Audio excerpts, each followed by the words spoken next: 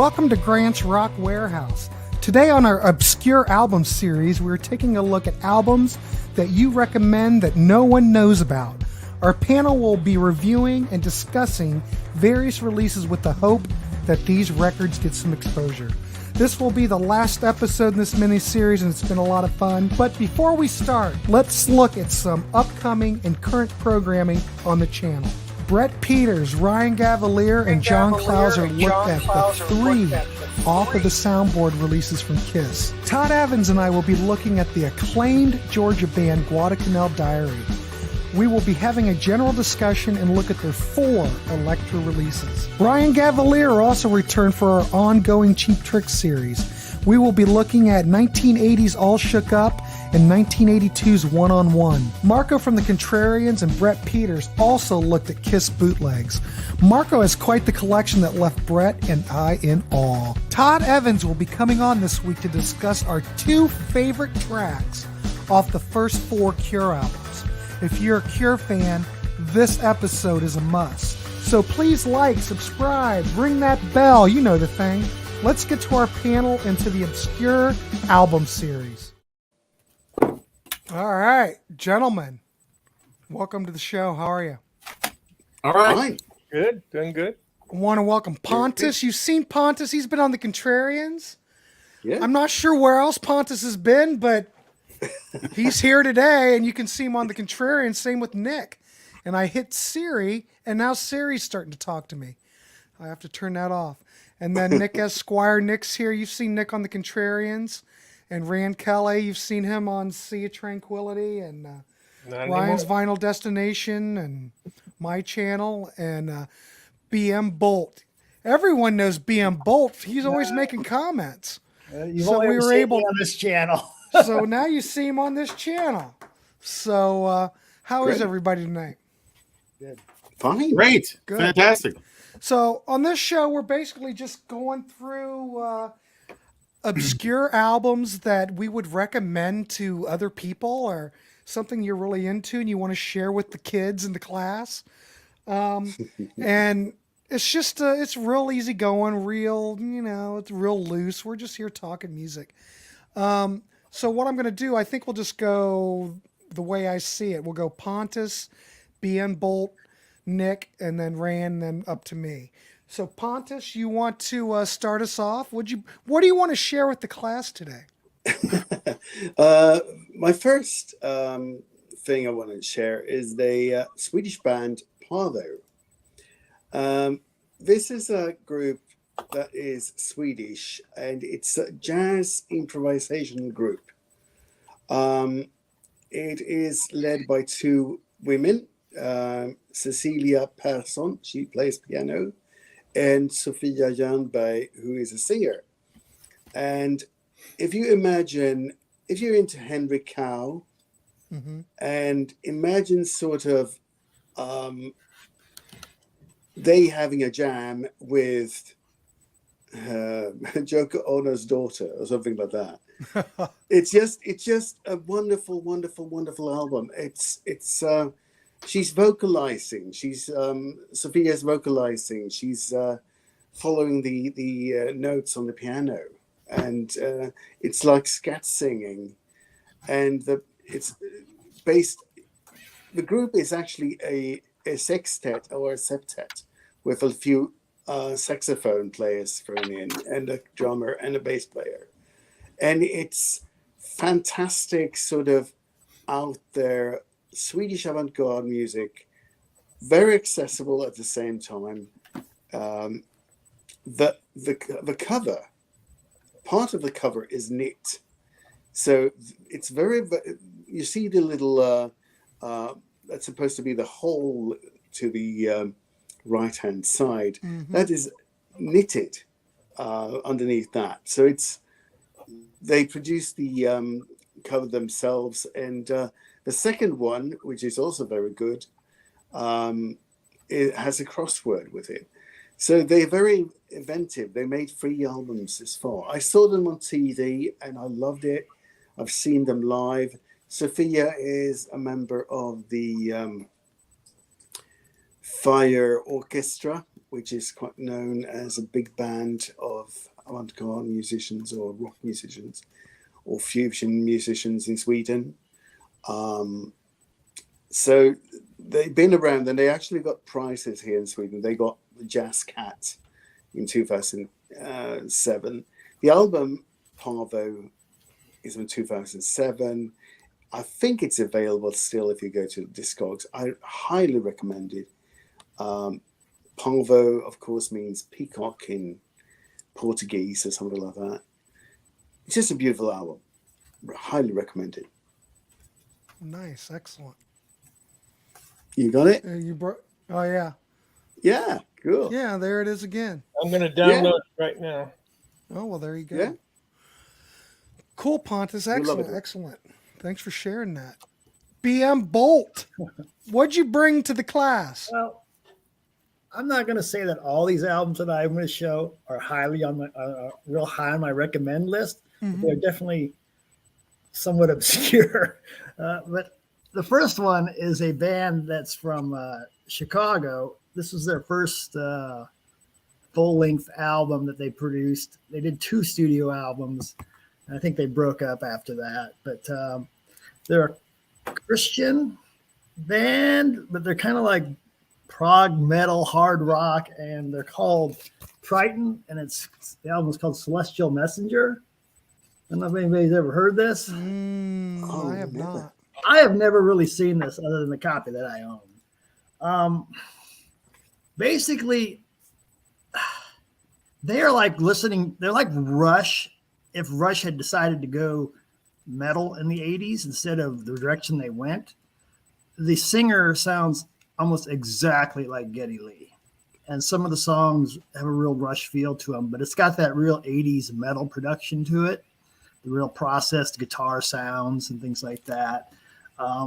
It's pretty decent, though. I mean, it's not bad, but if you're a Rush fan, you're either going to love this or hate it. I recommend checking it. I've seen it. It's on YouTube for sure. It might be on Spotify. Rand's probably going to look it up. But I think it's not too bad. But I found a Triton, but I don't think it's the same band. Okay. But yeah, it's not too bad. Like I said, if you're a big Rush fan, you're either going to think it's blasphemy or you're going to think it's pretty cool. So What year is it? I didn't say it was 1987. All right. I think they did a couple demos before that. They did another album, I think, in 90 and on a live album. What's the title? Celestial Messenger. That sounds prog rock for me. Cool. So Yeah, I've never heard of it. Sounds like a John McPonty album. Yeah. It could be. It could be. Could be. But, could be. yeah. So how did you get familiar with that record? The guy I knew owned it back in like the 80s, and he'd sell a lot of stuff, and I had heard it. You know, he'd played it for me, and he was going to get rid of it. So like, yeah, I'll give you a few bucks for it. So I bought it. And What you got there, Rand? The album. It's on YouTube Music. Okay. It's an app you can get on the phone. yeah, I've seen, the whole album is on YouTube. I saw it Well, today. I'm downloading it right now. Check out the song Rip Van Winkle. It really is a total Rush type of song. So yeah, Cool. I think it's pretty good. It's listed out as one record, so there's not individual tracks here. Uh-oh. They do that sometimes. They'll upload an entire album and then they won't put the songs on it. They'll just put that's the whole album and you have to listen to the whole thing. Mm-hmm. Yeah. They don't That's break fine. it apart. It's Yeah, that good. I mean, That's fine. I mean, it's free. What are you going to do? Hey, yeah. All right, cool. Nick, what do you got? All right, cool. You want me to do one, or we're all going to do? We'll just do one. We'll just go around, keep it moving. Oh yeah, good. All right, let me start. I'm going to continue in the same vein that I've done in the prior episodes, and then I'm going to probably show artists that we all know of or have a connection to, but there's things that were released that you may have missed or fallen through the cracks. I'm going to start at the top with my favorite vocalist of all time. And I sort of talk to him about him on the Contrarians like it's noun verb, and I say noun verb and Steve Marriott. So I'm going to give you my first Steve Marriott album, And this is nice. a live release from 1984 at Dingwall's Club. And this one is titled Dingwall's 6784. It's a live album. It's a club. It's really raw. His band is smoking. This, I believe, has been re-released over the years under different names, but I think if you find the date that the album was produced at 6784, it's going to be this Dingwall's album. He did a lot of live recordings throughout the 80s prior to his death in 91. There's a lot of other non-official Marriott recordings as well during this whole time period. But this is just a smoking performance, and I would highly recommend it. He's still in fine voice. The band is good. He does a great version of Bad Moon Rising, of course, the CCR track, and he mixes in some Small Faces, Humble Pie. And if you're ever curious about what Marriott sounded like in his later years, this is a good example. So that would be my first choice. Excellent. I've Sadly never even missed. seen that. I've never even seen that record. I have it on vinyl too, and I've never seen it before. I should dig it out, but it's actually on vinyl as well. I saw Humble Pie in 1972 on the Smoking Tour. You told me that. You told us that. I know. We bowed But down to you. I forget things, so yeah, that's good that you reminded Well, me. you know, Rand, you get on so many shows and you talk about That's so many right. things. It's hard to keep track. Right. And I can barely keep track. I have short-term memory But loss. that must be after the reformed Humble Pie in 81. Yes. Yeah. What happened there, Pontus, is that the Humble Pie, the reformed Humble Pie released 2 albums, and then it sort of imploded, and then Marriott toured around with it was like Marriott and the Pie and some other configurations of the band. Matter of fact, that one configuration of the band had Goldie McJohn from Steppenwolf in it. But then for many reasons, he then took off back to the UK as he was living in the United States for many years, and got together with his old pal Jimmy Leverton, who was actually playing with him in the US, and that's how they put together this band. The band was called Packet of Three. Matter of fact, you might see it listed as Steve Marriott and the Packet of Three in 1984. That would be the same album. So the band name that he used throughout the 80s then, although he had a couple other bands, but Packet of Three is a name he kept coming back to. And there's a lot of bootlegs out there. This is one of the best, and it's an official release. I love Steve Marriott. I think he's sadly missed. What a voice. Yep. What a He's my voice. favorite. Absolutely. Excellent choice, Nick. Awesome. Rand, what do you got? Yeah, okay. One at a time, right? Yeah, one at a time. That sounds good. Just keep going around. Did I start with my box set? Probably get You it can out of the way. start out with whatever you want. I got to push my computer way back for this. Holy crap, it must be some box set. It is. I don't know how rare or obscure it is, but I'm glad I got it. Is that Yes? Asia. Asia. Funny you should mention that. I've got that. Yeah, it's the one time that Greg Lake was in the band. Oh, wait a minute. Maybe I don't have that. What Has is it been that on exactly? DVD? This is the live at the Budokan Tokyo 1983. Jeff Downs, Steve Howe, Greg Lake, and Carl Palmer. MTV satellite telecast to America, December 6, 1983. And I watched it live. And we always wondered, because we got the VHS tape, we always wondered 2 things. Why is it missing the first song? Because it said time again was listed on the box, but it's not in the video. They start with The Heat Goes On, which is the second song of the show. And then we also wondered why it took from 1983 to 2022 to release it. But I guess Jeff Downs would have that answer. I don't know. But this is an amazing box set. God, it just came out, and I had to have it. You know, it's got a Blu-ray of the video, and it's got 2 CDs. I think it's 3 discs. And if you want to see what's inside, I can definitely show you. Sure. I'd love to see that. All What's the kinds sound of of it? goodies, folks. First of all, you get kind of a here's what you got kind of thing. Mhm. This kind of explains what's all in the box, and then you get this little thing, and I'm not sure what this is. I don't even think I opened this yet. It's it's an Asia pin. No. Oh. Ooh. It's so hard to do this because it's always backwards. No, it's all right. It's not on our end. Yeah, well, it's hard for me. But anyways, you go right, it goes left. You go left, it goes right. You go up, it goes down. You know. Oh. It's weird. Okay, so then there's this. Sorry, John. All good. Which I don't know what this is. Oh, it's a poster. Basically, the Alpha album. Yeah, Yeah. that's cool. Roger Dean art galore everywhere you look. Just excellent. So I put that back. Oh, there's two posters. Okay.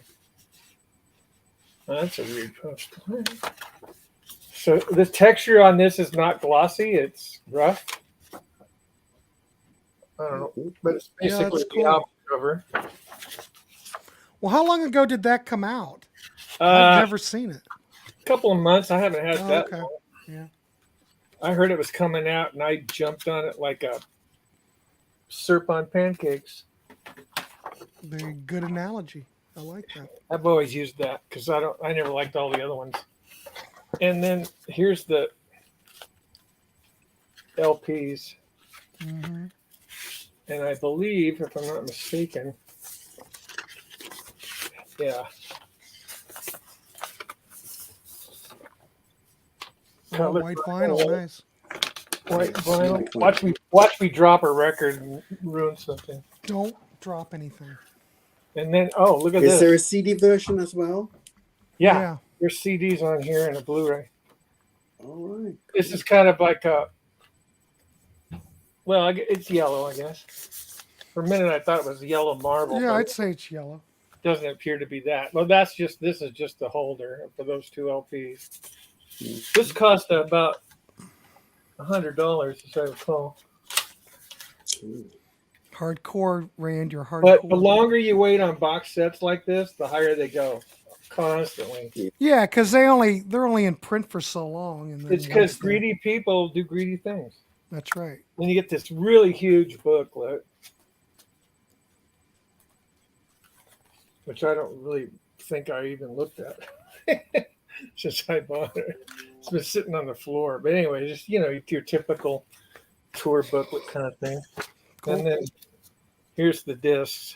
Here, the Blu-ray's already out because I was watching it. But these are the CDs. So yeah, you get everything. I mean, they didn't leave any stone unturned for the fans. That's for sure. Well, looks like a great set. I'll give you It's a that. great box set. Yeah, I highly recommend it. If you're an Asia fan, I highly recommend it. Cool. And I am an Asia fan. Although I never really stuck with the John Payne version. I always liked the John Wetton version. But this Greg Lake version happened because John Wetton quit the band, and they had booked this big Japanese show where they were going to broadcast it on satellite and everything, and they were freaking out. And Carl Palmer goes, "I'll call Greg," and he came in and just killed it.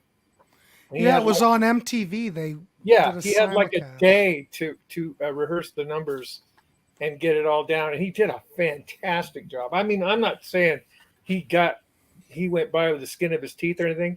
He came through like a pro.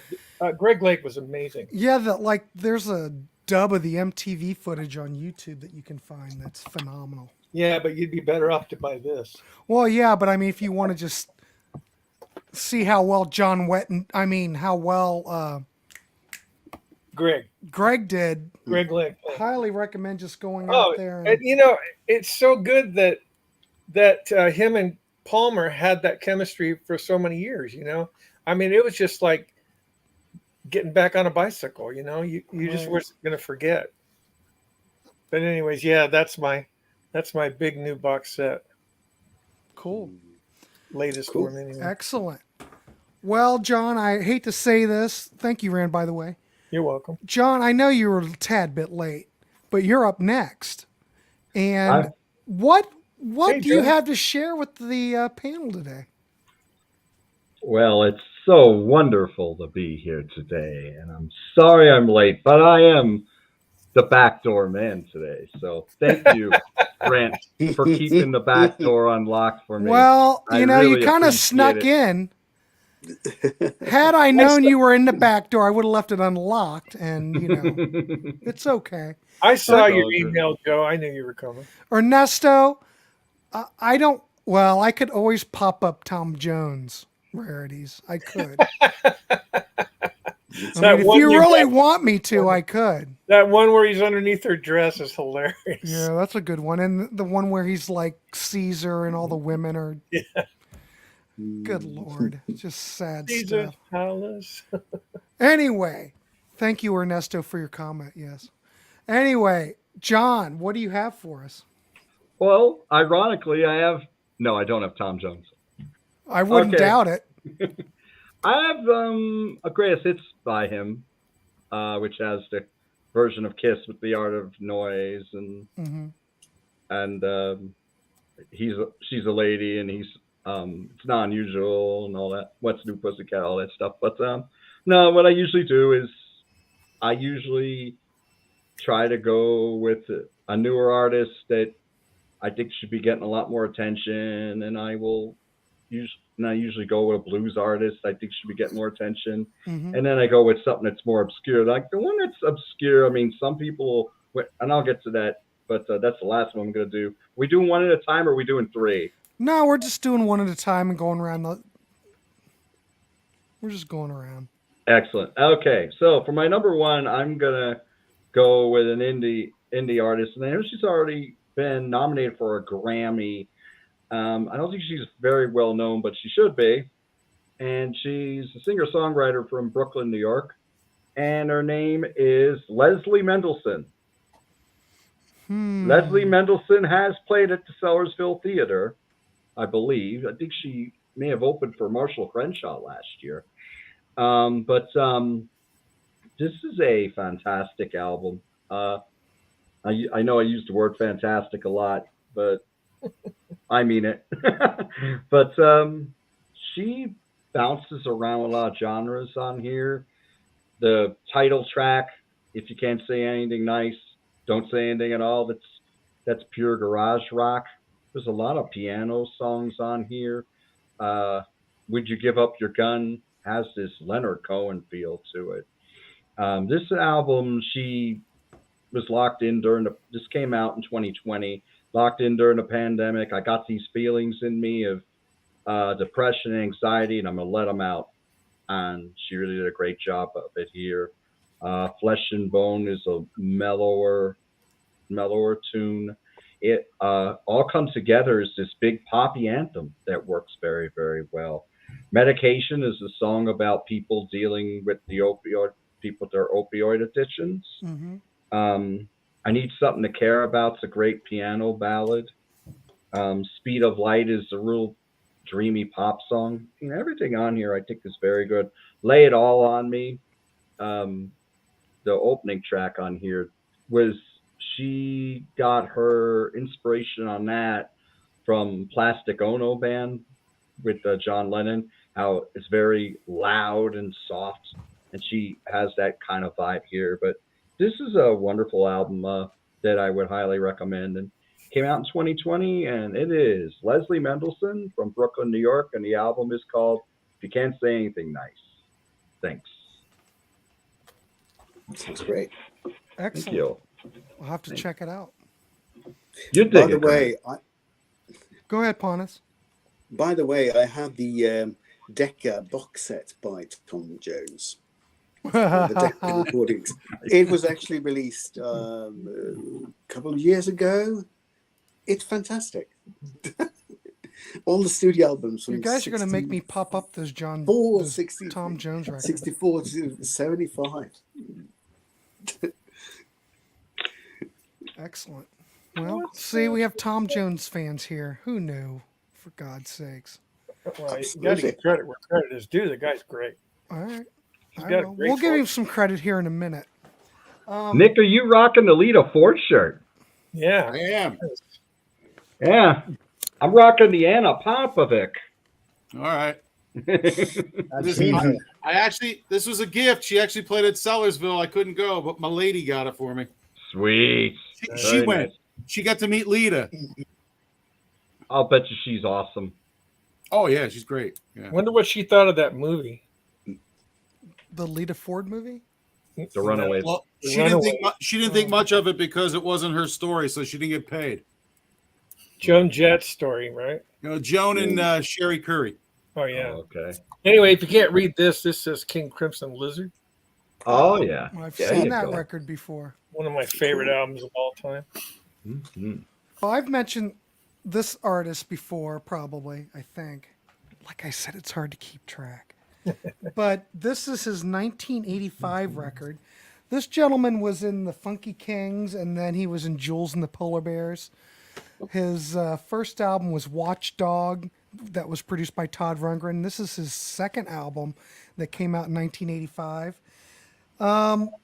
Some of the musicians on this record, we've got Anton Fig, Tony Levin, Jeff Silverman, Paul Azar, Bill Drescher was the engineer on it.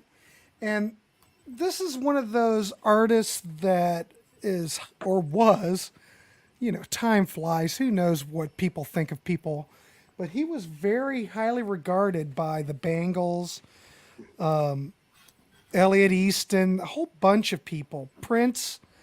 But the artist I'm talking about is Jules Shear, and this is his 1985 album, The Eternal Return.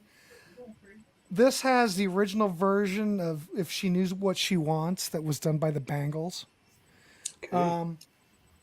The single on here was Steady. I mean, it was in 1985. It sounds kind of 80s, but the musicianship, the quality of the songwriting from Jules Shear, unbelievable. And Jules doesn't get so much love now, and this has never came out on CD in the States. However, it did come out in Japan on CD in the States very briefly. But this is a promo. It's not a white label promo, but it is a promo. But I mean, when I bought this was $1. I don't know how much you can get it for now, but I mean, he's such a great songwriter, and he has a plethora of albums that are available, just many albums. But I mean, if you ever see anything used or just want to check it out, I highly recommend Jules Shear. His voice is a little bit, it's kind of like, well, I don't want to use Geddy Lee as an example. I already used but- that tonight. Well, I mean, Jules, his voice is a little bit, you just kind of, it's an acquired taste. Let's listen to that. But his songwriting is amazing. And I mean, if you like anything like If She Knew What She Wants, you'll dig this record. And I'm sure you can find it out there in the wild. Or at least you could when I bought this. And I don't know when I bought this, probably, gosh, in the 90s somehow. Anyway, that's my recommendation for the class. Pontus, I'm throwing it over to you. Yeah, and we're gonna go to Germany Okay. for the next one, and we're gonna go to the Middle Ages, the 90s. Okay. This is actually an album that I heard on the radio. We had back in the day in Sweden. We had this program for folk music that was weekly. That was called Trends and Traditions, and he played a lot of stuff. I learned a lot about Stilas Band and Faber Convention, and lots of strange music from him. I mean, even music from Tibet and all that stuff. And one night he played this album, which he said was modern medieval choir music. What it is if you show it, Grant, it is Vox. Okay, here you go. It's a group called Vox. They are from Germany. They consist of 3 singers and a bunch of musicians. There's a lot of flutes. There's lots of, and there is synthesizer. I think he uses a Fairlight synthesizer here for backgrounds and effects. And it's actually music based on Hildegard von Bingen. That is a 12th century mystic woman who had these visions and also wrote a lot of music. And it's very beautiful. It's medieval. They sing in the medieval choir with these electronic backgrounds. And it's not, like techno or anything like that. It's very, very well done. And it's a beautiful album to have on if you're just relaxing, because you're in this electronic church with these people singing in Latin. She later got very, got sort of this Hildegard von Bingen. They dig deeper and sort of collected more of her writings and sayings and music throughout the 90s. But this album by the group Vox, they did other albums as well. This is from 1990. This is available somewhere. I think there are different covers of this. So this is a cover I got. There's other, jackets. You can find it. You can actually find this record, but it's actually very beautiful and very strange in the same way. So if medieval singing is your thing, go for it. There you go. Very cool. Nice. Yeah. Well, Brian, you're up. All right, so this next album, You got it. It's blurry. Look, Rand's already got it up there. I'm going to download it Yeah. right now because Pontus was so into it. Yeah, do it. There you go. 2006. Well, Byron, you're up. So Whatever. a couple months ago, a friend of mine, he wanted to get rid of some records. So I was like, yeah, let me look at them. He had about 20 of them. And, it's a lot of, there's some Sabbaths and some Ozzies and Judas Priest, all pretty, good stuff. And I'm going through this box and I see this album and I'm like, what the hell is this? And it's from, so anyway, it's an album from 1982 and is on Epic. So it's on a pretty good label. It's a 3-piece band from Georgia. And it was produced by Chris Tsangarides. Is that how you say his name? He's produced a lot of stuff back in the day. I knew how to say it. Sangarides or something. Yeah, something like that. So I was like, all right, well, let me check it out. And the band is called Fort Knox. I've never seen this before.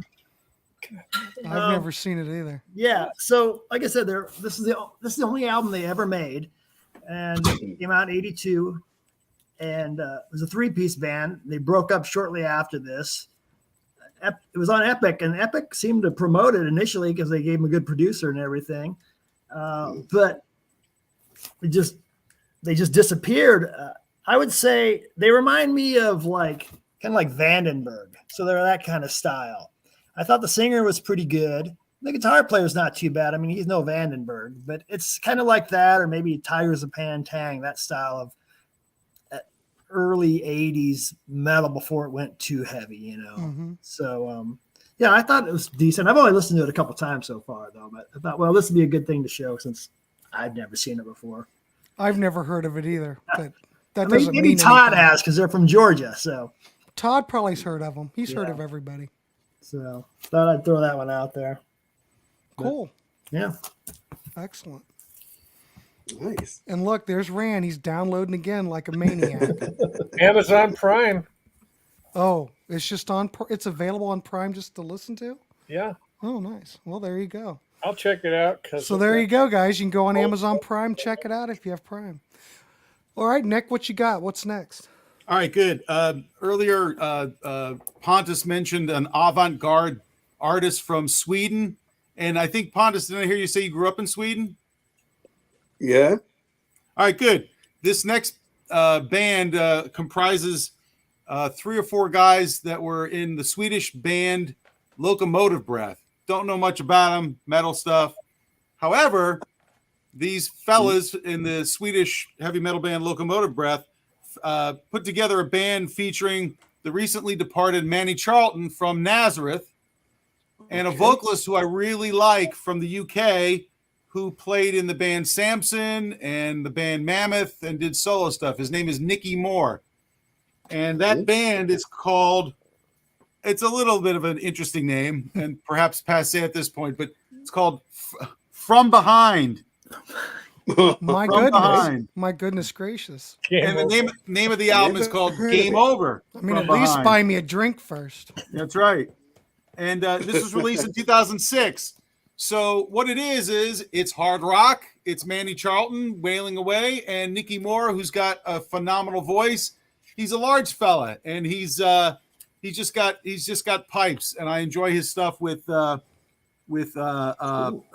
Samson and Mammoth, etc., etc. Uli John Roth. What's that? He played with him? Nicky Moore's on an Uli John. Oh, okay, fair enough. Roth I know album. Nicky Moore's been on a lot of tribute albums too. Matter of fact, I'll do a little plug quickly now. But if anybody subscribes or is on Spotify, I'm on there with playlists.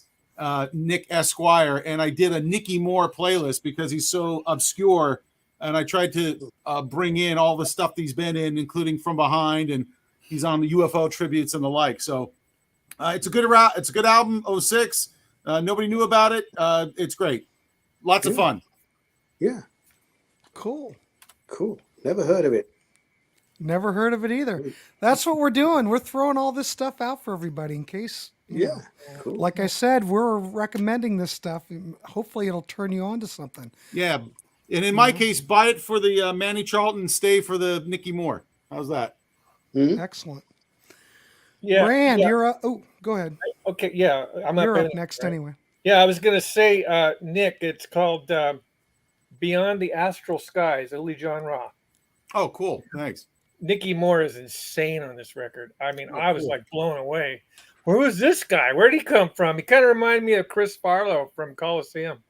He apparently there was a UK singing music competition, and he was one of the mentors or coaches. So I've seen YouTube clips with him mentoring these singers.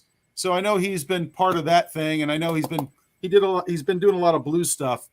He's an older guy. I don't know what his health's like now, but yeah, if you find him out there, enjoy This was I think 1985. But God, what a singer! Cool. He's great. Incredible pipes.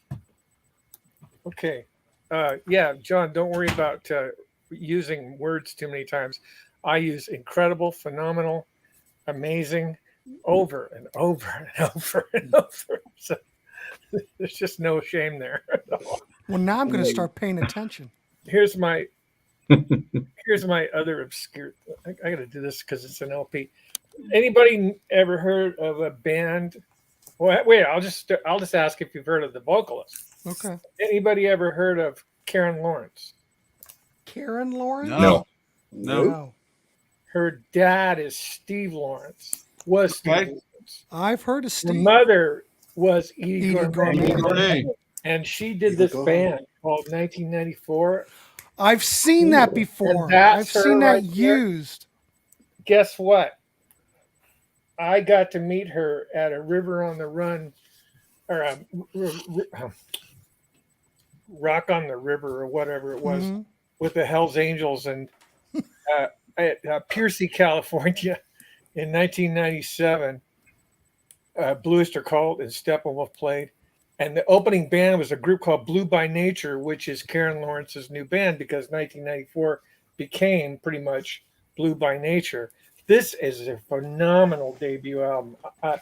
I highly recommend it. It's available on a CD, and they have a second album called Please Stand By. But this is way better than Please Stand By. It was produced by Jack Douglas. I'm sure you guys all know who he is. Mm-hmm. Maybe. And the sound of this record is phenomenal. What year did that come out, Rand? 1978. Okay, that would make sense because I remember in the 90s when you'd go through the album bins, you would see that for $1. Wow. And I had no idea what it was. I didn't know it was a Lawrence on that record, for crying out loud. Additional musicians: Brad Whitford, guitar on Helena. Yeah, What label is it on? it's on A&M, Alpert and Moss. I haven't seen that album in years, and the last time I saw it was Phenomenal. $1. I was surprised I was able to find it on CD, but that what are they called? Rock Candy. I think they reissued it, and I bought them both. Yeah, Rock Candy did reissue it. My God, this is embossed. You can put your hand on it and everything. Like you can feel it. Well, not that, but this whole thing is. Let me show you something. This is really clever. Now, keep in mind, this is 1978. They give you a blueprint of some sort of a contraption that looks like you could listen to music on it, but it looks to me like a laser disc. Anyways, that's basically what the whole point it is there's a little video screen on there, and you can listen to music and watch the video at the same time. This is 1978, guys. And then they called the band 1994, and this band couldn't get arrested. This music is great. I love "Sing to Me" is a great song. Anastasia is just unbelievable. I mean, it's such a good album. And So Karen Lawrence. If you want to hear Karen Lawrence easily, go to Jeff Beck Flash and get the bonus track listed somewhere. And she's on a song called "Back on the Street." Back on the Street. She will knock your socks off. She's that good. Yeah. So, Incredible singer. you said you've got the Rock Candy CD. How does it sound? Oh, Highly recommend. I don't know if it's so even does still Please available. Don't Touch. Yeah. Yeah, I can check for you real quick because I'm going to finish up and you guys can go to the next guy. All right. That's a good. I'm going to check that out. But, Rock Candy stuff, they put stuff out and then things go out of print. It's hard to keep track of what's in print and what's not in print. Oh, I know. Well, anyway, thanks, Fran. That's a good pick. John the Music Nut, you're up. All right. Everything I have, by the way, you can find fairly easily. And Pontus has something. It would help if I would make this larger so I could see things. Yeah. Oh, look, there you go. I found the second album. Okay. Please Stand By on Tidal. I didn't find the first one. So, Rand, did you say that both I of got them? the first one brand new on Amazon.com, $18. Did you say that both of them are out on Rock Candy? Is that what you said? I think so. I can't remember for sure, but let me check. Well, I'm just wondering. It says this is the 7th release from Rock Candy Records. Right. Yep, I was right. Maybe it's. And they have bonus tracks too. Hmm. 2 are called "To Be Determined," Mhm. and the other 2 are called "Hit the Hard Way" and "Bring It Home Live." Both of Oh. those, and it came out in 2008. All right, cool. The reissue. Sorry, John. And it's all good. No problem. good stuff. I used to see that album everywhere. Never knew what it was. Cheapy, but it was Yeah. always used for $1. If you like "Back on the Street," you'll want it. I'll check that out. All right, John, you're up. Absolutely. All right. Here comes my blues guy. Nick, let's see if you know this guy. I know he's played there several times. So, this guitar player, has been around a long time. He played with Albert Collins and John Mayall for many years before he went solo. Look at Nick, he knows. He's been putting out his own stuff since the mid-'90s. A wonderful he sings as well as he plays guitar. He's got a very soulful voice, very big voice. And I'm talking about Coco Montoya. Oh, yeah. And the album's called Can't Look Back. It's from 2002. His second album for Alligator Records, the big blues label. He's got a lot of good albums. I own like 5 or 6 of his albums. This is my favorite one. I think this is definitely the one you want to get if you want to really discover Coco's music. But he's a blues guy, but sometimes he goes straight ahead blues. Sometimes he slows it down. Sometimes He goes really soulful and R&B, and sometimes he does some good blues rock. On here, he definitely goes more R&B. I'll get the cover tunes out of the way. He does the Four Tops Something About You. And he does it amazing. I mean, if you ever hear the original compared to his, I mean, he does an excellent job with it. And he also does Albert Collins' Same Old Thing as well, but a lot of great tracks on here. Wish I Could Be That Strong is an excellent opener. Can't See the Streets for My Tears is a great ballad. Can't Look Back, the title track, Back in the Cadillac or More, Straight Ahead Blues. No Longer a Part of Your Dreams is another one that's slower. My favorite song on the album is Trip, Stumble, and Fall. That song. Okay, I'm going off the screen again. Trip, No, Stumble, you're and okay. Fall reminds you a lot of Stevie Ray Vaughan. It's got that kind of delivery there, but excellent album. Free is the closer, and that's very joyous. So, yeah, Coco Montoya is sensational, and this is from 2002. Can't Look Back. Highly recommend it. I mean, he's well regarded, international kind of reputation. If there's Yes, a sir. blues festival, he'd be like right near the top, Mm-hmm. So he's good. I've heard him. I don't own any of his stuff, but I know I've heard him before. Right. Have He you played seen Sellersville for Elf. I'm Have sorry. you seen the video of him with Mayle and Walter Trout playing like an Iowa State or something back in the late 80s? No. Wow. I think it's on YouTube. Oh, that sounds insane. Yeah. I've seen a lot of blues guys come through Omaha here. We have a lot of blues shows. So Walter's been here a million times. Yeah, Walter's great. Yeah.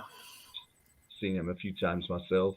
I saw him at an outdoor show for free right before the pandemic, and he was opening for Eric Gales. Yeah. Really? Yeah, it was a good show. Yeah, I liked Walter. He was great. But yeah. Eric's great too, but I'm surprised it's not like a co-headline or. Well, I guess you can say it, but yeah, Gales did get top billing, and yeah, it's a free concert series they have around these parts every Sunday in the summer.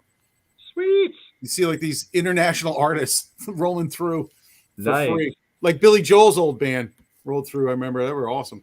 Oh, sweet. Anyway, I just saw Eric. I just saw Eric in May, and he was excellent. He was at Penn Speak. Walter had his liver replacement here in Omaha about 4 or 5 years ago, and Right. he did a whole album on that whole process of him. Basically, he said he was ready to die, and right. the whole album's about that, and then how he came through it. And then he did a show here right after that, once he got healthy again, for a fundraiser for the transplant center at the hospital. So Wow, he's played a lot here. that's awesome. That Battle Scars. Yeah, I believe it's Battle Scars. Yeah. There's a song called Yeah. Omaha on there too. So Mm-hmm. Yeah. He does a live album from that tour, and he plays almost everything from Battle Scars on there. Yeah, it's terrific. He always brings it. Oh yeah. All right, cool. Very nice. Thanks. Thanks, John. I appreciate it. You're welcome. Thank you, Grant. All right. All right. Next thing I'm going to pick is something from the early 80s. In fact, it came out in 1980. This artist played this. It was a band, actually, and they all followed the same circles as X, the Germs, the Dickies, the Knack, the Plimsolls, 2020, the Go-Go's, the Last. And it's funny because Jules Shear, well, is kind of related to this, but it's not. The band is, I'm going to pop up the graphic, Jules, Gary Myrick and the Figures. And wow. like I said, this came out in 1980. If anybody's ever seen the movie Valley Girl, there was a song in there called She Talks in Stereo. And Gary Myrick did a song for that soundtrack. And then here's the band. Actually, this is a promo copy too. Hell, it might be white label. No, it's not. I feel robbed. But anyway, they were all in that same group with the Knack and all the power pop. I wouldn't exactly call Gary Myrick and the Figures power pop, but I think they have somewhat that tendency. But Gary Myrick's a hell of a guitar player. If you've ever heard John Waite No Breaks album, he played all the guitars on there. But I could see why they never really make it. They're kind of quirky, kind of, how would I describe it? It's almost like the Cars meets, God, I don't even know how I describe it. But it is kind of like the Cars meets, I guess I'd say the Knack to some degree. But the guitar, like I said, the musicianship's really good. The songs are great. They are forgotten by time. They put out another album after this, and after that, Gary Myrick went solo. And probably in between that time, he did that record for John Waite. I think that was in '84. He did put out an EP in '83, which was incredible. And then another record out in '85. And then I think everything else has just been... He hasn't really done anything. I think he plays with, I should have looked it up. He's playing with somebody, and I think he's down in Texas where he originated. But like this record, I bought this back in the day for 98 cents. But I've got the CD. The CD was released on Wounded Bird, and the CD now goes for like $150 or something. Oh, wow. It's not cheap. Yeah. But I do believe that the other two CDs, Living in a Dream and The Message Is You, I think both of those are still, I mean, Language, Message You. Message Is You was a 45 off the Language EP. Both of those are available on Wounded Bird, but I mean, if you would see it cheap in the bins, I mean, I'd highly recommend it. It's just great stuff.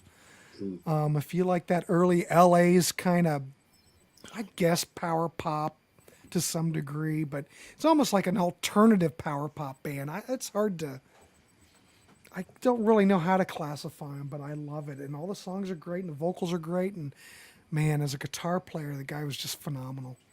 But I don't know. I just recommend it. No one gives it any love anymore. No one knows anything about it.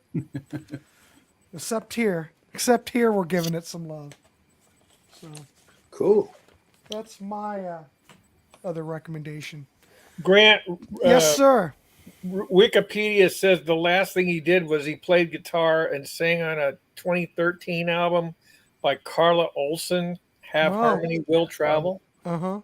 And then he contributed to something, Train Kept a Rolling, we all know that song, to the 2021 Renew BMG album, Americana Railroad. Bum, bum, bum, bum, bum, bum, bum, bum, bum. All right, cool. Also known as Stroll On. Yes. Zeb says a totally obscure band anyone should try is Ronaldo and the Loaf. All right.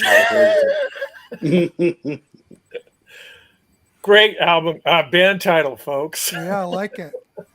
Yeah. Valley Girl soundtrack's a great soundtrack. Plimsolls, yeah. In fact, on the Power Pop episode that we're going to do after we do the Raspberries, we're going to do the first Plimsolls album. Ernesto. So, Oh, sweet. Ernesto, I need you ready for that. He's probably got it on 8-track too. Do you have it on 8-track, Ernesto?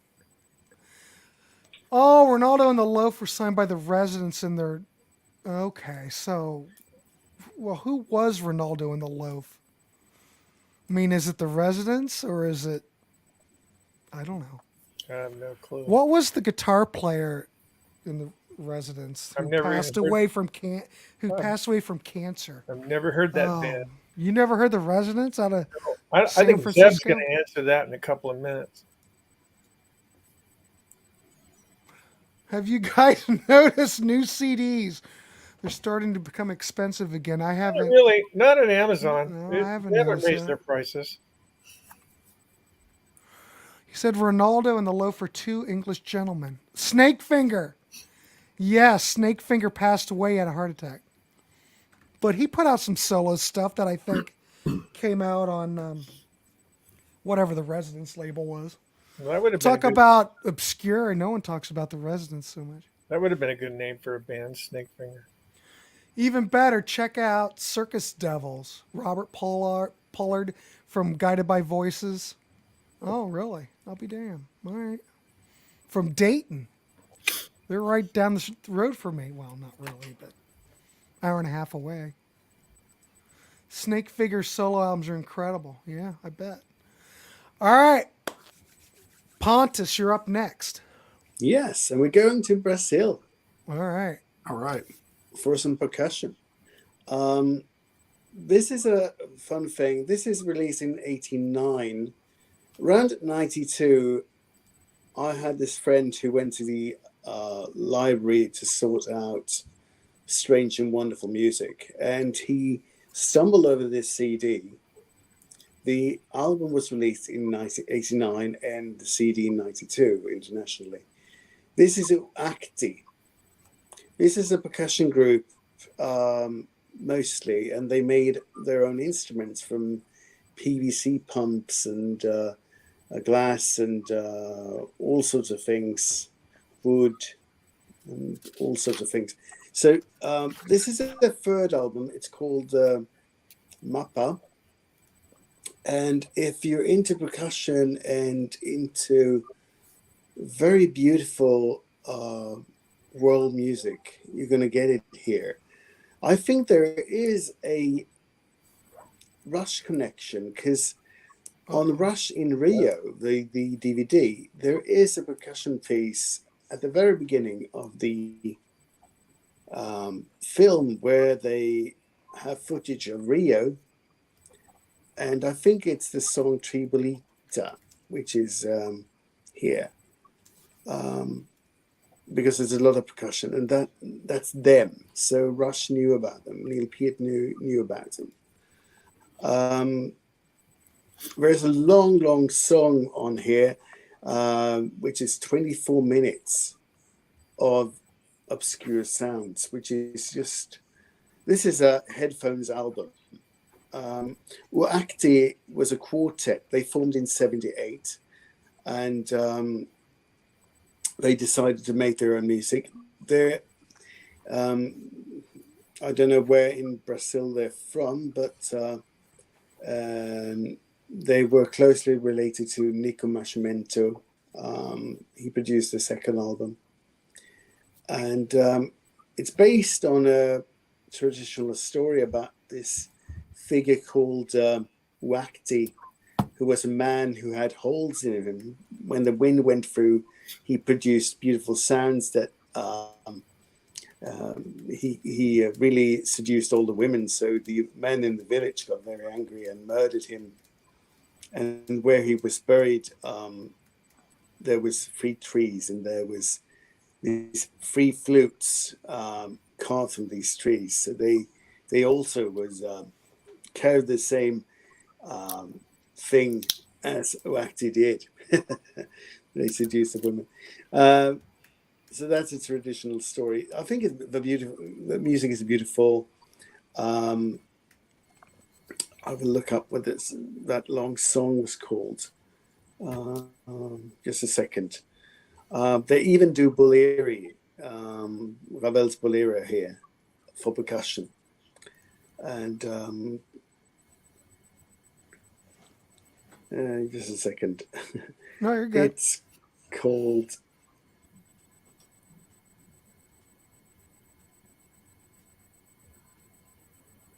We need to like play music in the background. Here. There it is. There it is. It's called Alenda. Stop the music. Oops. Alenda. That's a long song. That's a 24-minute song. Oh man! Wow. And you had to use headphones to this because you have percussion going for all the from both ears, and it's very much tuned. Because if you're into marimbas and stuff, this is it. So I highly recommend it. Wakti Mappa. This sounds like the kind of stuff that Bill Bruford tried to do with his Earthworks band. Yeah, without the woodwind, yeah. Because he had that tuned synthesizer drums, and he would tune them to chords, and he became like the rhythm guitar player on the drums. Yeah. On the first But album. this is more traditional percussion. This is Yeah, not. No, I know. I'm electronic. just saying, like, he might have been inspired by stuff like this. Yeah, absolutely. Yeah, I agree. Patrick Moraz used a lot of it too on his first solo album. Yeah, he loved the Brazil stuff. He really did, on those albums. So I know it's in my Mellotron. I got all these little keys that I can push that have all these Brazilian percussionists and stuff. It's right off the album. It's amazing. cool. Rand, just a boy in his Mellotron. I love my Mellotron. He does love his Mellotron. I'll give him that. Absolutely. Who wouldn't? Bruford, such a gentleman. I saw him live about 80 persons only. After the show, I came up with 35 or 40 LPs. He said so polite, I'll sign 6 of them. LOL, he signed 8 of them. He's awesome. I never got to meet him, but I did. Jeez, Zeb, coming up with 30 to 40 albums? I saw him with Yes in 1972 in Las Vegas. They opened for Black Sabbath. I saw him in both Stockholm and Gothenburg in 2007, both shows, and they were fantastic. They had Lawrence, what's his name? He played with Sabbath. He played in the video for Headless Cross. Lawrence Juber? No, Yeah. Yeah, right. Lawrence He Juber played with was- Wings. He's he from played with Wings. Wings. Sorry. Yeah. Sorry. You're thinking of the singer from Headless No, Cross? no. The bass player. Oh, I don't know who's playing bass on that. I know it's Oh, not look it Geezer up. Butler. But he was there. Colin he was Hodgkinson there. on that album on bass. Yeah. I think that Something like was that. What album is it? Headless Cross. Sabbath? Yeah. It's a That wasn't great Neil album. Murray, was it? I No, was thinking Neil Colin Murray was on the Hodgkinson. 7th. Wasn't that Dave the Beast Spitz? Yeah, on bass Dave on that one? Smith. That's what I was going to say. And Cozy Powell on drums. It's a great album. Right. Okay. I will look it up because it was definitely him. So it was very fun. And Dave, Bruegel this- was in good shape as well. Dave the Beast Spitz is down in Florida being a lawyer. Oh, All really? right. Cool. Wow. That's on his business card, right? Dave the Beast Spitz. It should. I don't know, but I'd Good. hire him if he had that on his I'll get business you your card. money. It should. It's better than mine. It says a-hole. Did not see that coming. That's funny. he could use that. I'm not a cat, but I'm a beast. Oh, boy. All right, Byron, you're up. What you got? All right. Lawrence Cottle. Lawrence Covell. of That's course, right. yes. Okay. Right. That's right. He gave me a beer. That's right. All right. This lovely. next one, actually, I think Rand will probably know this one. I don't know if anybody else will, but Stomo Yamashita Go. Oh, God, I love that Yeah. record. I love that record. I heard that back in Sacramento when it first came out. So, We went, who's Stoma Yamashita? right. So did I the first time I saw it. This came out in 76. I would describe it as space rock. We've got Steve Winwood on vocals. He sings on about half the songs. You've got Al Di Meola. He solos on a couple songs. Michael Shreve on drums. Pat Thrall plays on it too. He's got a solo. I think they were in Automatic Man about that same time. I love Automatic Man. I've And, got both of those records on vinyl. Automatic Man. Yeah, I need to check those out. And Visitors. Oh, they're, God, the first one was amazing. Second one, not so much because Michael Shreve's not there. But the first one is really, really good. And Esoteric is going to release the complete works Of Automatic Man? of him. They already did. I've had that for years. That it's called the Complete Go Sessions. Yeah, but they're going to do a box set with other stuff as well. Nice. I got to get me that then. Yeah, Yeah. Klaus Schultz is on that, and he is credited on the back of the record. Yeah, Right. yeah, I really recommend this album. This is really good to listen to. it's good. Steve Winwood has some really good vocals on it. Al Di Meola really cuts loose on a couple tracks. The Pat Thrall solo is real atmospheric. I really enjoy that. I think you're supposed to play side 2 first, though, and then side 1. The way it's, I don't know why they did it that way, but Really, I never. yeah, heard that. it makes more sense if you listen to it that way. Hmm. On top of that, then there's Go Live, Right. which is a double album. It's basically the whole Go album, but they stretch it out a little bit. I think it's still somewhat of a short double, but it's the whole first album. I also got this. This is Go 2. Yeah. Yeah, you have that's the complete Go sessions on the CDs that I have, the 2 Okay. CDs. That's it. I don't think this is quite as good, but it's still got Al Di Meola on it. No Steve Winwood, but yeah, Right. He so left. That's all that I know about the Stomy Yamashita. He's done some other things, but I don't have. That's any. pretty obscure, though. You'd be amazed how many people don't know anything about Go. It is a great album, really is. Yeah, and we bought it on a hunch. We just like, well, great cover, and Steve Winwood and Al Di Meola. Come on, we got to do this. Yeah, just put it on and kick back, It turn was down so- the lights. It's just real spacey and relaxed for the most part, except Oh, for when yeah. Al starts solo, and he really goes down on his solos. Yeah, Michael Shreve is not exactly the powerhouse he was at Woodstock, but he does a good job on that. Well, how old was he at Woodstock? Like 15 or something? Yeah, He was young. insane at Woodstock, and Carlos was tripping on acid. Maybe Michael was too, because when you look at the way Michael looks when he's playing, I mean, I know it was August and it was hot, but oh my God, he looks like he's just ready to come out of his skin. Yeah.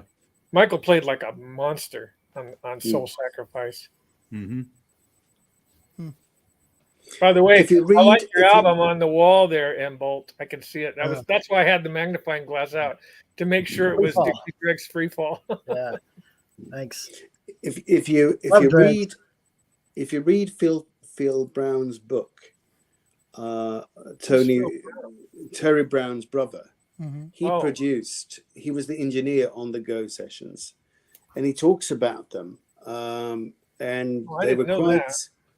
live when they recorded it. Oh yeah, So because they had to work very hard with the echo, because the echo machine just went out of the tapes for the echo machine stopped in the middle, and they had to spool it back. oh my So God. it didn't ended up on a tape, but they did, so you can hear he says there's a glitch. I never heard it, but he says there's a different ambience halfway through the first side, because the ambient track that it had running had suddenly stopped, so they just had to pull it back. Yeah. So there's a lot of great stories about him working with Talk as well. And Well, Terry Robert Brown Palmer. produced the first two Klaatu albums, and they're phenomenal. Yeah, Well, they And very sound hard to find they these sound sound wonderful. Incredible. I mean, the sound of those albums. I would put Terry Brown, his work with Klaatu, even higher than Rush. Yeah, his stuff I with love Klaatu it. sounded better. You got to be careful with the Klaatu stuff. I mean, you're probably better off with the. Hope. Well, both of those records are great, but like the original pressings, you got to watch out. Like, there's a couple of CD masterings that are out there that are. Not I have good. that. I have all of them. I have that Sunset box set where they play everything with the London Symphony. Yeah, that's got rarities on it, and I Yeah. bought that in I talked about that in one of my Cheapy Bin episodes. I got it for $2. That's hard to get now. It's very Why hard. now? I couldn't believe I found one, and it's mint. and the band re-released their albums themselves, and those pressings are very hard to find now. Yeah, I bought the original Canada pressing of Capital Canada for Magenta Lane, Mm. 1981. Sounds amazing. I don't really like the songs that much on that record, but it's better. It's way better than Endangered Species. I'll tell you that. Mm. I've got the I love CD Hope. of it. You guys know the Magenta Lane? story of Endangered Species? They weren't allowed to play. They went down to LA and they said, "No, we got musicians ready to go. All you guys got to do is sing." It's kind of like a Pet Sounds thing. All right. It's probably where he got the inspiration was from Brian Wilson. He might have. All right, cool. But I recommend Phil Brown's book. Okay. And guess who produced Endangered Species? Chris Sangarides. Yeah, I've got that. It's either It's on a- him or that guy from. He's everywhere. Yeah, it's either him or that guy from Eagles, Bill Simzik. Simzik, yeah. Yeah. You never know how you pronounce their names. I always called him Smijic. Simzik, yeah. I think it's Simzik, but that's like one of those Slavic names where all the consonants are sort of quiet. Right. Yeah. And you have John knows what I'm talking Sangarides. about. SMKYCZ or something like that. Yeah, there's a lot of Y's and Z's in there. A lot of Y's and Z's. Mhm. Yeah. Hard to say. Words like that are yeah. hard to read, especially side by Absolutely. side. That's what Mike Nesmith said. All right. Now I forgot who we. Oh, we're at Next up. Nick's. Nick, you're up. Yeah, yeah. Next time. I'm going to shift gears, and I had another one planned, but I decided as I was sitting here to talk about something I didn't think I was going to talk about. If you remember in prior episodes, I talked about albums that were shelved. I talked about Jimmy Dewar had an album that was sat on the shelf for 20 years, Double Down Romancer. I talked about Gary Wright's Wonder Wheel and Ring of Changes. That sat on the shelf for about 45 years. I think I can top both of them. Came out in 2017. Tracks that were recorded in the late 60s and early 70s. Never saw the light of day until recently, or until 2017. The artist is the former Ikette, Pat P.P. Arnold. There she P.P. is. Arnold. P.P. Is that Arnold. who that is? Yeah. Oh, yeah. I've Name seen of the her al- name on all kinds of records. I didn't know. I didn't even know it was a lady. I thought it was. Oh, a of course. And Pat is the album, name of the album is called Turning Tide. She was signed to Immediate Records. She did a lot of work with. Oh, who did I mention earlier? Oh, that's right, Steve Marriott. Yeah. So Tin Soldier, he was on her records. There's the whole stuff with the Stones and everything. But Pat had more acclaim in the UK and Europe than she ever did in the United States. Just recently, she came out with her autobiography, and I guess there's enough salacious things out there that she's getting a lot of press about it. Who she sort of dated, etc. And there's some big names out there which we don't need to get into. But the thing about this CD that's great, and I kind of forgot about it, but as we sat here, I want to pull it out. It was a series of tracks from late 70s or late 60s, early 70s. Some of them produced by Clapton, but the bulk of it is produced by Barry Gibb.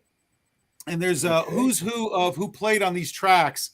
Just some names: Bobby Keys, Jim Price, Bobby Whitlock, Jim Gordon. Those are all the guys that played with Clapton early on. Yeah, the when he Layla was crew. doing the Dominoes. Barry Gibb's on here and others. She does a number of cover tracks, which are great. Spinning Wheel, You Make Me So Very Happy, Can't Always Get What You Want. And then there's some other songs. One song written by Winwood and Jimmy Miller called Medicated Goo. Yeah, Odd that's name. Traffic. That's a traffic song. Yeah, all right. Terrific I song. figured it was Terrific. fantastic. Really good. So if you're looking for another album that was shelved by an artist who's still with us, and she's just got a great voice, P.P. Arnold, Turning I'm Tide. just curious though. I'm going to grab was that book. was that recorded for Immediate? I can't remember when Immediate was She had dissolved. Immediate had been dissolved, and she went in the studio first with Barry Gibb to kind of get stuff together, and then later on through what's his name, Stigwood. Mm-hmm. And it never got her a deal, but those tracks are sitting out there. So she was able to kind of, now like Gary Wright, finesse with help of others, get these tracks corralled and get them up to scratch for release in the modern age. I wish I could read the liner notes. They're like, really, I need a microscope at this point, and I forgot some of the I things. understand what you mean. But it's so worth a listen, and it's a time capsule. So if you're liking this kind of stuff, R&B, a little rock, the names I mentioned, you got everybody in here. It's really good. Hey, Did she- Nick, since you know so much about this stuff, was she one of the vocalists on that video that Humble Pie did called Black Coffee? No, she didn't play with. No, that was the other grouping of guys that came from Raylettes and Ikettes. They were the Blackberries, and Blackberries had sort of a rotating cast but the Blackberries primarily consisted of Clyde King. Of course, I'm going to forget the names now. And she was a longtime friend or girlfriend of Dylan. And there's a lady who's down. She's lived a good chunk of her life now in Australia. Can't think of her name now. It's going to kill. I'll get it when I take a break here. But treasure trove of amazing trivia. I'm telling you. Well, the Blackberries recorded an album, Rand. It's out there. Marriott helped produce it. It's just never been released. Tracks have snuck out, but there's stuff out there, and it's good. So there's things out there on like Marriott compilations and Weird Humble Pie, but you never got the full. I think that there's a full album out there, but if not, there's most of an album. How about that? You should write a book called "The Shelf Can't Hear Anything." Yeah, right. The shelf doesn't listen. Yeah, right. Oh, there's stuff. No, it's amazing how stuff doesn't get released. I mean, look how long Smile sat on the shelf. And I'll tell you this. Rumor has it. I don't think I'm breaking any news here. I think the deep Marriott fans know, but Steve Marriott recorded a song with Paul Rogers that's never seen the light of day. And that would be something to hear. And then the other thing that just snuck out, although the quality is real shitty. Speaking of Marriott again, he formed a band, or he was forced into a band with Leslie West, and the name of the band was the original The Firm, and there was about 4 tracks that were done. I think it was to shop a record deal, and those tracks have snuck out now recently. So if you do that search of Marriott West and The Firm, you'll get them. Some of the songs he recorded later, and they're okay, but they sound like they're fully formed. Like there's guitar solos and the whole thing on them. But there's a lot sitting out there. That's amazing. Excellent. Those two didn't get along. Check my time. Those two didn't get along. What is it? 8:49. Yeah. We got a roll, huh? Well, we better go through them pretty fast. Okay. Rand, what you got? Yeah. Okay. I'll just show it, and then we can go on to the next thing. Oh, Jeff Beck, Johnny Depp. Wow.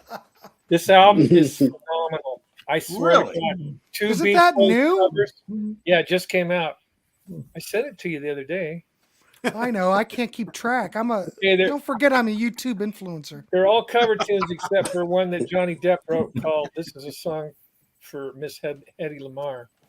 But they do "Don't Talk." Jeff does "Don't Talk, Put Your Head on My Shoulder." He does "Caroline No." He does "Venus and Furs," I think, by the Velvet Underground. Yeah. "Let It Be Me," whoever did that, sung by Johnny Depp. "Isolation" by John Lennon. This is a great, great, great album. I can't tell you how good this is. Vinnie Colaiuta plays drums on most everything. My God, just this is a must. I mean, if you're a Jeff Beck fan, get this. Love Jeff Beck. Me too. Didn't Tom Beck's one of Jones do Let It Be Me? It's called Johnny. It's under Jeff Beck, Johnny Depp. I don't even think there's an and. It just kind of has a line, and it's called 18. 1-8. And those pictures are supposed to be them at 18 years old if they would have known each other. This is Johnny. I mean, this is Jeff, and this is Johnny. It's Johnny about the time he got sucked into the bed at Friday the 13th. No, 21 Jump Street. That too. Excellent. Thanks, Rand. That's cool. John, the music nut, what you got? All right. I'll be quick. Number 3, 1982 debut album. All Music I gave this 5 stars. And it's loud, and it's loose, and it's noisy, and dirty, and it's a nonstop party, and it's Tab Falco's Panther Burns behind a magnolia curtain. You like the Cramps? Yeah, I love the Cramps. You like maybe Reverend Horton Heat? But love the Reverend. But this is raw. He looks like Zappo after he cut his hair. He looks like the guy in what's the name of that guy? Oh crap! He looks like somebody else.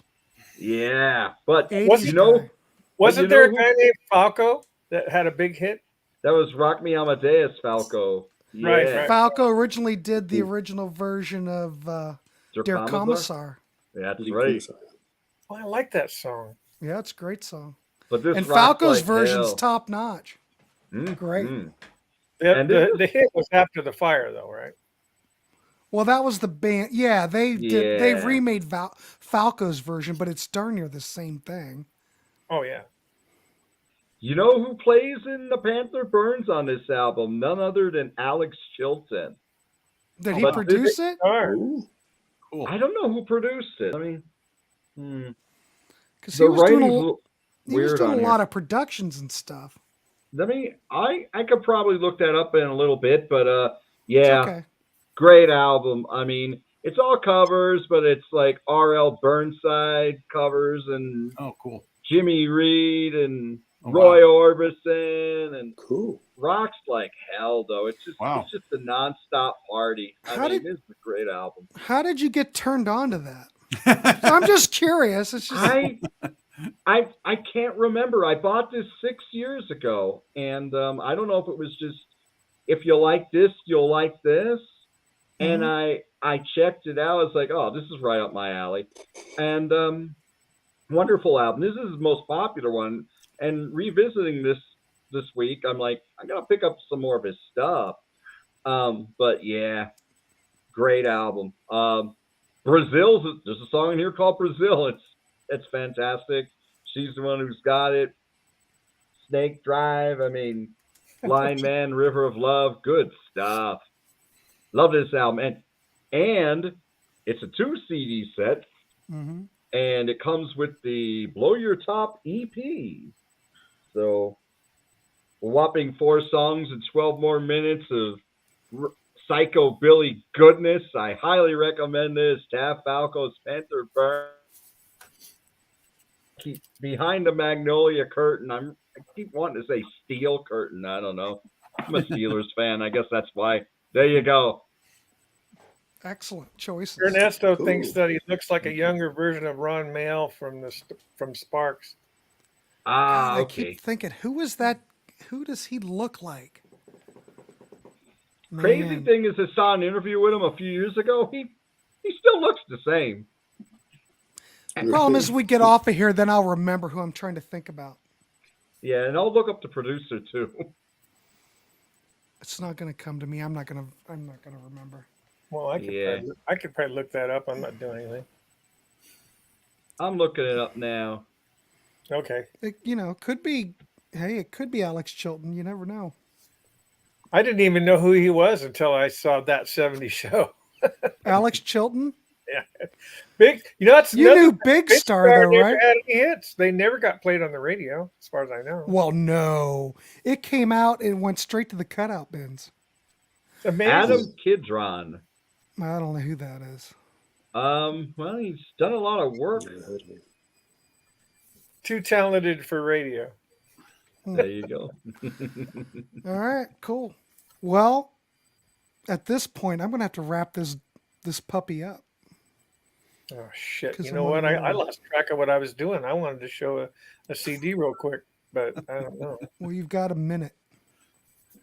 Now, Yeah, I'll give you a minute. thank you.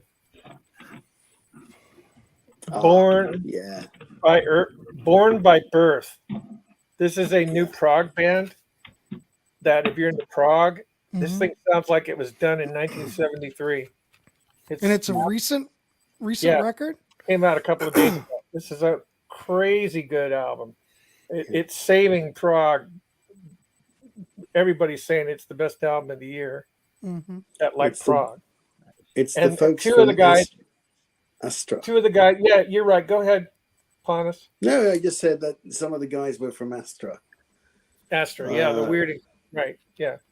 This is a phenomenal album. I mean, this is like Genesis selling England by the pound. That's exactly the kind of feel you're going to get out of it, but not as Really? theatrical as Peter Gabriel. Mm-hmm. But as far as quality goes, if you're into prog and want to get something new, get Born. Excellent. Thank you, Grant. Cool. You're welcome. Sheet. Well, I know we've had such a good turnout. I keep saying that I was going to end the series after this, but everybody keeps bringing more stuff. I keep thinking we could crank out another episode now. Keep going.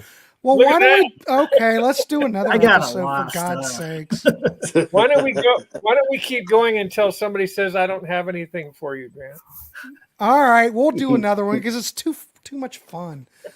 I love Yeah. this stuff. I Yeah, love And they're this only stuff. once a month. You know, it's not like it's taking up. All that right, much. we'll do another, and I'll just end up throwing some dates out after later. So anyway, I want to thank Pontus, Byron, Nick, Rand, and John for coming on tonight. I just love talking this stuff. I just love it. Yeah, we'll keep going. Why not? It doesn't matter. We got plenty of stuff to talk about. But I appreciate everyone, Ernesto, Zeb, for turning up and rapping in the chat. I love it. Thank you, Ernesto. It was a great show. Thank you. So I want to wish everyone a good night. I will be in touch with everybody, and I'll send out a date, or we'll do something like in a month at the end of August or something. Great. All right, gentlemen. Nice Have a seeing good you night, guys. and I'll Take see you care. on the next one. Thanks. Bye-bye. See ya. Good night. Bye bye.